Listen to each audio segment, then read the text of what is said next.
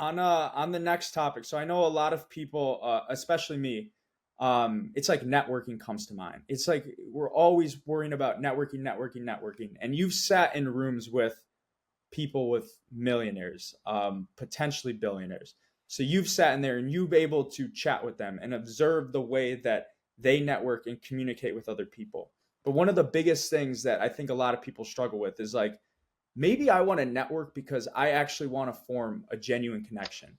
And I don't want to make this seem so transactional. Like I just want to talk to you for something.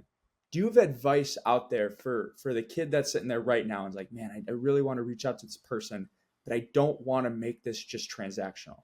How would you Mhm. approach that? Yeah, so I'm about to be a little contrarian to kind of what I said earlier when we talked about the whole like chameleon thing, right? First off, if you want to build the connection, be patient with it. I get it. If someone's right in front of you, I'll explain how I would handle that. But something I was taught at an early age, I paid a guy like $10,000 for a course when I was 18 years old. It was like my first big investment. I didn't learn much really, but one big piece was like nurturing of relationships. And it was like commenting on their Instagram, commenting on their stories, sending them love, supporting, resharing their stuff, blah, blah, blah, blah, blah. Like just all this kind of minute background stuff that over time they're like, they start seeing your name in their phone all the time. And they're like, oh, it's Colby again. Like, who is this guy? Always showing love.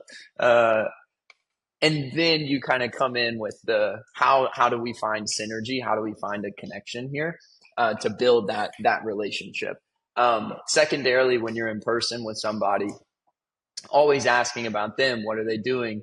For instance, like when we got Dr. Soleimani on the podcast, who has a $10 million collection, right? SVJ, Pagani Huayra, Bugatti Chiron Pure Sport, GT3 RS, all of the best of the best, right? And great, genuine guy. But he had a Jaguars plate on his Pagani, and I met him at a car show. And I came up and I just introduced myself. I said, "Hi, I see it's a Jags plate. Are you from Jacksonville?" Yes, I had already Googled him. I knew he's from Jacksonville. I knew he had a private practice medical business. I knew he was Man of the Year of Jacksonville in 2020. And I said, what does he do? I run private practice medical offices. Okay, very cool. We continue the conversation.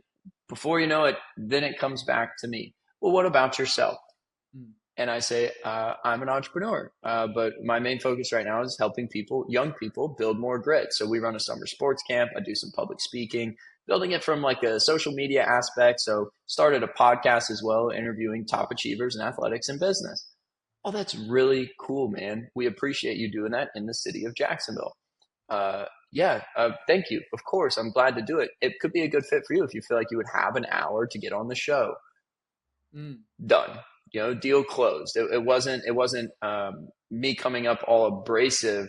Hey, this car is so sweet, man. I can't believe how successful you are. I want to be just like you one day. Can I please have an hour of your time where you can come on my podcast? Please. No. You want to have a level of maturity to it, right? And so that's where I wanted to say, like, that's how I've done it. But a piece about like the chameleon thing, blending with people, dude, I've gotten to spend time around people now where you know what people really fucking want? They What? want you to be unapologetically you.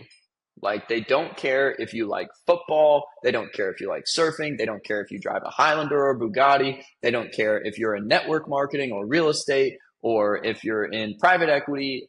They don't care how many followers you have. The truth is, bros, the people that you want to be around will not give a shit about any of that stuff.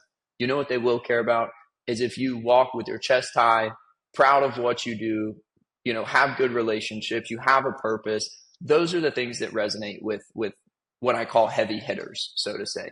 They don't have to have those synergies and then in pieces that come together between the two of you. They want to see that you're a true man. Like you believe in what you believe in. You're 10 toes down on what you're about. You're passionate. You're serving other people. You're taking care of your family.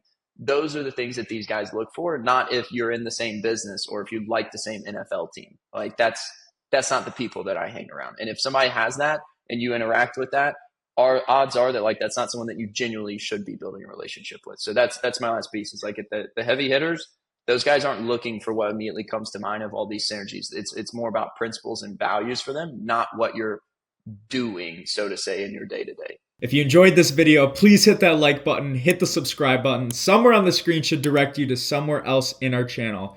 But as always, believe foolishly.